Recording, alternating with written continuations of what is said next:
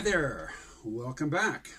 So, this is another antinatalist video, but I want to be very clear on this, and for you who think you might want to write a comment, I want you to be clear about this as well. I'm not mounting a general refutation against antinatalism in this video. I'm responding to one particular type of argument that I've noticed antinatalists employ. It's a bad argument. I'm going to show you why. So if your comment doesn't apply to this particular argument, if it's just a, yeah, but what about this, and then you go on to some other topic in antinatalism, it's not appropriate here. It's off topic. If you can't help yourself, if you just type, and then you realize, oh shit, I'm just defending antinatalism, and I'm not really talking about what he's talking about in this video, you can just cut and paste that, send it to yourself as an email, and then maybe look for someplace else to post it later. Or you can post it here, whatever. So, a few days ago, I did a video called, Yo, Antinatalists, Ought Implies Can. In that video, I responded to a particular argument that I see a lot from antinatalists, and it goes something like this. Nobody asked me if I wanted to be born, and then, the implied conclusion is, therefore, the people responsible for yanking me from nothingness and dragging me into this shitty world, namely my parents, are morally culpable. They were wrong to do it. It was selfish and mean for them to give birth to me. I hear it time and again. So I posted that video, and the very day that I posted it, two of the very first responses that I got, one here on YouTube and one over on Reddit, well, let me give you the exact responses rather than telling you what form I think they take.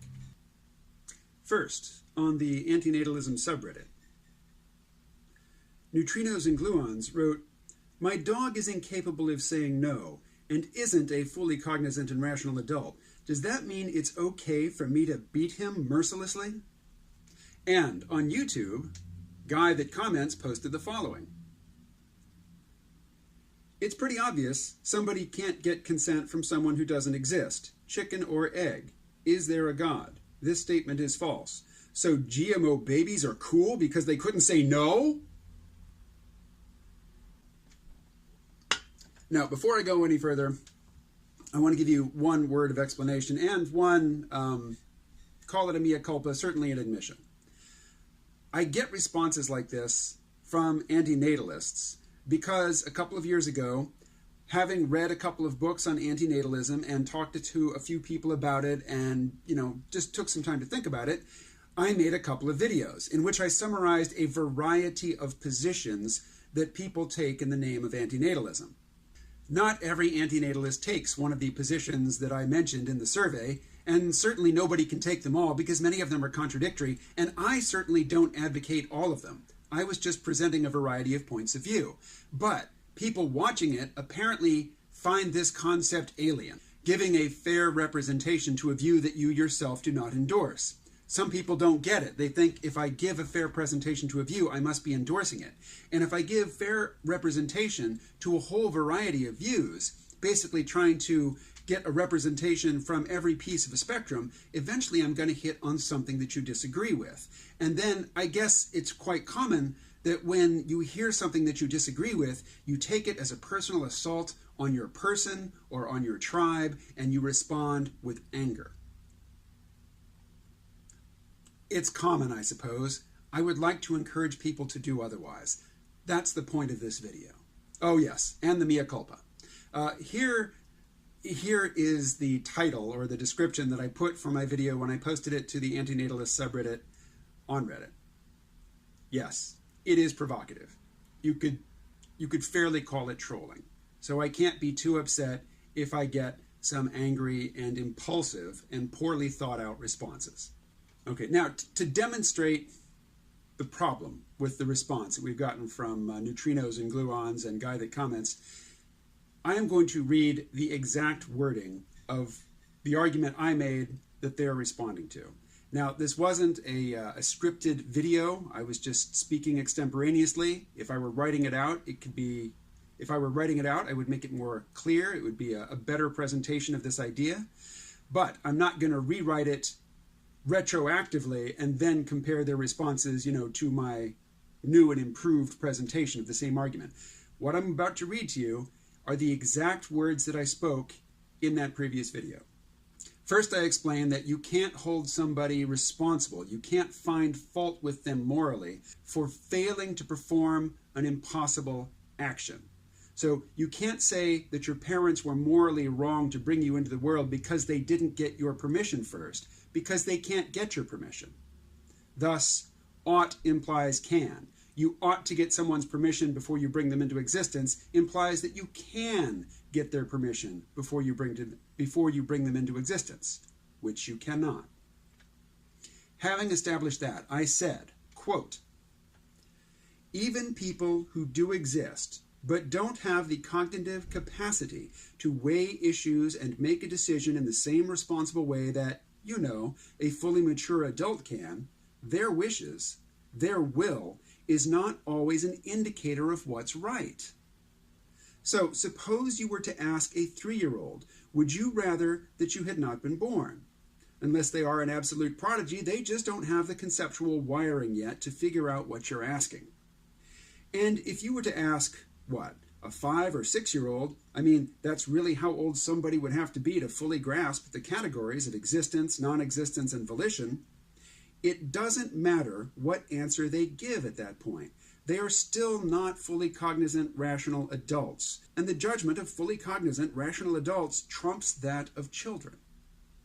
So both neutrinos and gluons and Guy That Comments have attempted here what's known as a reductio ad absurdum, which is basically where you demonstrate that an argument is flawed by taking it, by following the reasoning that it proposes to some absurd conclusion, or in our case, to a monstrous conclusion, an obviously morally reprehensible conclusion. So in the case of neutrinos and gluons, he says, if you think the way that I'm proposing, that sometimes the judgment of mature adults is superior to that of children in deciding the right course of action, then that implies that it's okay to beat your dog mercilessly. Where's the leap there? Where's the connection between sometimes adult judgment is a better guide to deciding what to do than a child's wishes? How do you get from that to it's okay to beat your dog mercilessly? What process of moral reasoning leads you to think that because sometimes an adult's judgment is a better guide to action than a child's wishes, that it's okay to beat your dog mercilessly? How do you get to that conclusion from what I've said? It doesn't follow. So while you have attempted a reductio ad absurdum, what you have achieved is a mere non sequitur. It doesn't follow. So again, Guy That Comments writes, so GMO babies are cool because they couldn't say no? So again, how do you get from the starting position of sometimes adult moral reasoning is a better guide to action than the wishes of children to it's okay to create GMO babies, so-called? Again, as with, neutrinos. Again, as and with neutrinos and gluons comment, I've already demonstrated that this is a non sequitur. It just doesn't follow that because sometimes adults have better judgment than children, that there are no limitations to one's action, no moral limitations. You can do anything. You can be merciless and cruel and vengeful and evil all you want, and it's morally justified because sometimes adults have better judgment than children. That doesn't follow. But let's slow down a moment and look at Guy That Comments' specific example. GMO babies. If you go to the antinatalism subreddit and you scroll down for a bit, you're going to find a video. I've just taken a still from it, but here it is. It's a kid with cerebral palsy, and his father is wearing what the poster calls an upsie, so that his son can stand on a soccer field and basically flail around a bit while people kick a soccer ball in his vicinity. The implication here, I guess, is that it would have been better if his parents hadn't had this child. Images of children with birth defects or damaged, to their minds or bodies, they're circulated with a, aw, isn't it cute sort of mentality, which I agree is distasteful. And it is morally and I think intellectually corrupting to pass around images of, damaged people to say, oh, isn't this wonderful? Isn't the world great?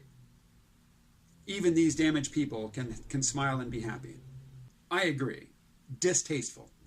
But are we dealing with some black and white thinking here? The only two possibilities are either never conceive the child or abort him as soon as you learn that he's going to have a disability, or fully embrace that disability, take video of him, put it on the internet and say, oh, isn't this great? Are those really the only two options? What if there was an option for in vitro genetic therapy that would allow this exact kid, conceived as he was with the genes that he had, to grow up and develop what we would call normally, with a healthy body, a healthy mind, and a variety of options available to him in terms of choosing his course in life. As it stands, he's not going to have much choice. His parents are going to make a lot of decisions for him that most people would be able to make for themselves. So you throw out GMO babies as if to say monsters. And I think that is ill thought out, but acknowledged. That is off topic. Okay, again, I am responding to a pattern of argumentation coming from antinatalists. It is an attempt at reductio ad absurdum, but it is an abysmal failure at demonstrating that an argument is absurd because it leads to absurd consequences, because it doesn't lead to the consequences you assert it leads to. But I don't want to paint all antinatalists as knee-jerk, emotional, anti-intellectual, just shit posters. So if you go to my video, Yo Antinatalists, Ought Implies Can, look at the pinned post from Vegan Antinatalist. It is well thought out, it is calm in its tone, it contains no insults or ad hominem attacks. Vegan Antinatalist put some time, some care, and some thought into posting this. Now, Neutrinos and Gluons and Guy That Comments both responded to something that I said extemporaneously in writing. In writing, you have the ability to review and revise what you've said. Before you hit send, you can consider, is this germane? Does this achieve what I want it to achieve? Could I have said this better? And if the answer to any of those questions is yes, you have the opportunity to take a bit of time and get your thoughts right before you commit them to the permanent record, which is the internet. That is an important and valuable opportunity, one that more people should take advantage of. And to see how to really do it right, check out that pinned comment from Vegan Antinatalist. All right, that is all for this video. I'm going to post it to the antinatalism subreddit, and surely, without a doubt, antinatalists are going to respond in a way which makes my point for me. Go to it, guys.